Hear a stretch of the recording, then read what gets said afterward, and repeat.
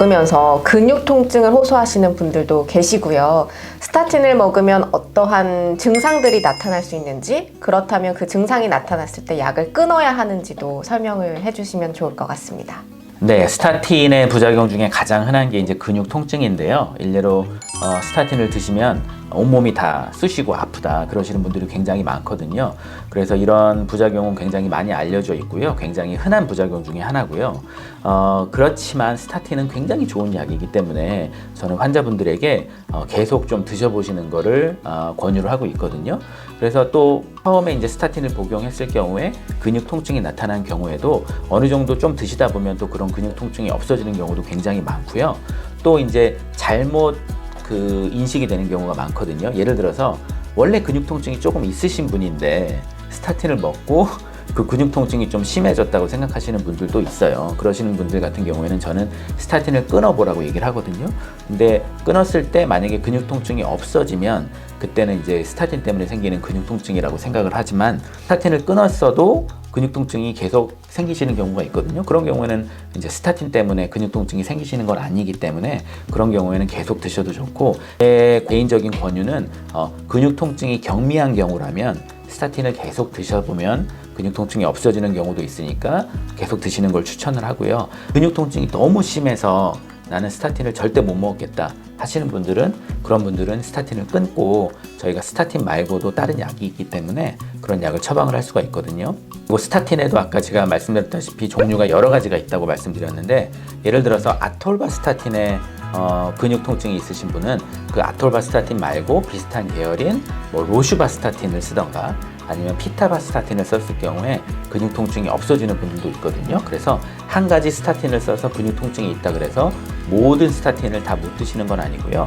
다른 스타틴으로 바꿔서 그 스타틴을 복용할 수 있는지 보고, 그래도 또 근육 통증이 있다 그럼 저희가 한 두세 가지를 더 써보거든요. 그래서 여러 가지 스타틴을 써보시고 그래도 근육 통증이 있다 그러면은 그때는 이제 스타틴은 안 쓰시는 게 좋겠습니다. 스타틴을 먹기 시작했는데 매년 그러면 검사를 할 거 아니에요. 근데 검사 결과 콜레스테롤 수치가 많이 낮아졌다. 그럴 경우에 스타틴을 끊을 수도 있는 건지요?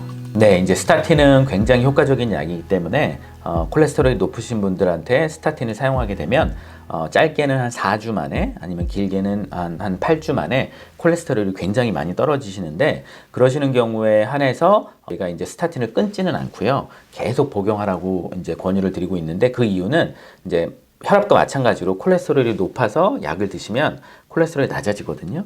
근데 이거는 이제 약 때문에 콜레스테롤 합성이 저해돼서 콜레스테롤이 낮아지는 거지 우리 몸이 완치가 된 건 아니기 때문에 이때 콜레스테롤 약을 끊으시면 그럼 다시 콜레스테롤이 올라가거든요. 그래서 콜레스테롤이 정상이더라도 스타틴은 계속 드셔야 그럼 콜레스테롤이 정상적으로 잘 유지가 되겠습니다.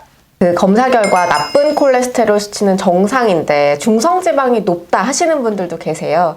이런 분들도 그러면 고지혈증에 들어가서 치료를 시작해야 하는 건지요?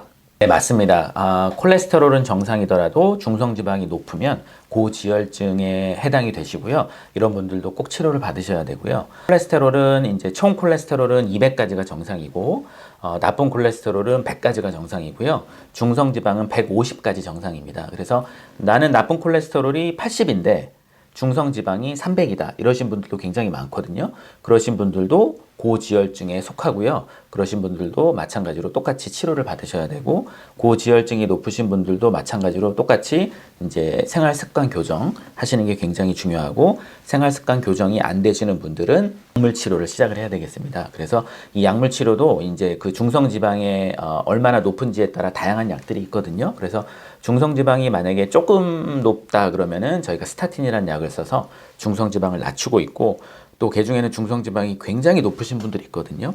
예를 들어서 뭐 중성지방이 500, 600까지 올라가시는 분들이 드물게 있는데요.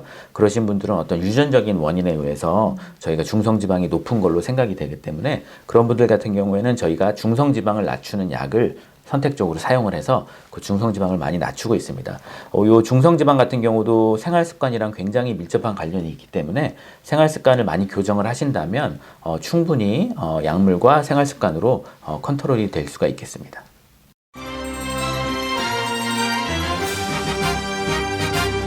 우리가 좋은 콜레스테롤, 나쁜 콜레스테롤, 중성지방 이렇게 얘기를 했는데요. 나쁜 콜레스테롤 수치도 낮고 중성지방 수치도 낮은데 좋은 콜레스테롤 수치도 낮은 경우에는 이 경우에도 치료가 필요한지 궁금합니다. 네, 콜레스테롤에는 이제 좋은 콜레스테롤, 나쁜 콜레스테롤 두 가지가 있는데요. 제일 중요한 건 나쁜 콜레스테롤이고, 그 다음에 두 번째로 중요한 거는 이제 이 중성지방이 되겠습니다. 그리고 이제 세 번째로 중요한 게 이제 좋은 콜레스테롤인데요. 좋은 콜레스테롤은 보통 남자, 여자에 따라 다르지만 40, 50 이상이어야 되거든요. 근데 그 중에는 40, 50보다 낮으신 분들이 있어요. 좋은 콜레스테롤은 이제 높을수록 좋은 거니까 40, 50보다 낮으면 안 좋은 거거든요. 근데 이 나쁜 콜레스테롤이 심장에 미치는 악영향은 저희가 충분히 잘 검증이 되고 입증이 돼 있지만 이 좋은 콜레스테롤이 심장에 미치는 좋은 영향에 대해서는 연구가 많이 부족해요. 그렇기 때문에 저희가 좋은 콜레스테롤이 낮다 그래서 그 좋은 콜레스테롤을 얼마 이상으로 높여라 하는 그런 지침은 아직까지는 없고요. 그렇기 때문에 이제 가장 덜 중요한 콜레스테롤로 여겨지고 좋은 콜레스테롤이 낮더라도 굳이 그걸 이제 많이 신경을 쓰셔서 높이려고 올리시진 않으셔도 될 것 같아요. 그래서 가장 중요한 거는 나쁜 콜레스테롤이고 두 번째로 중요한 거는 중성지방이고 그 다음에 좋은 콜레스테롤은 그렇게 굳이 신경을 안 쓰셔도 될 것 같습니다. 마지막으로 고지혈증을 관리하지 않고 그대로 방치했을 때 어떤 결과를 초래할 수 있을지 당부의 말씀 한 말씀 부탁드립니다. 네, 고지혈증은 이제 혈액에 지방이 많다는 거고요. 혈액에 지방이 많게 되면 이제 동맥경화의 원인이 될 수 있거든요. 그래서 동맥경화가 생기는 그런 기전을 살펴보면 이제 혈관벽에 염증이 생기면서 혈관벽이 약해지면서 혈소판이 가서 달라붙고 그 다음에 피에 있는 지방, 콜레스테롤이 달라붙으면서 동맥경화증이 생기는 거거든요. 그렇기 때문에 이 피에 있는 콜레스테롤을 잘 관리하시면 혈관 내피에 손상이 있더라도 동맥경화가 생기는 걸 방지할 수가 있거든요. 고지혈증 관리를 잘 하셔야 되고요. 이게 만약에 잘 관리가 안 돼서 혈액에 콜레스테롤이 많이 쌓이게 되면은 혈관이 좁아지는 그런 동맥경화가 발생하게 되고 그런 동맥경화가 심장에 발생했을 경우에는 협심증이나 심근경색 같은 그런 심장질환이 발생이 되겠고요. 그리고 이런 동맥경화가 뇌에 발생할 경우에는 뇌졸중으로 이어지는 그런 결과가 초래가 되겠고 또 이런 동맥경화가 다리에 있는 혈관에 발생할 수가 있거든요.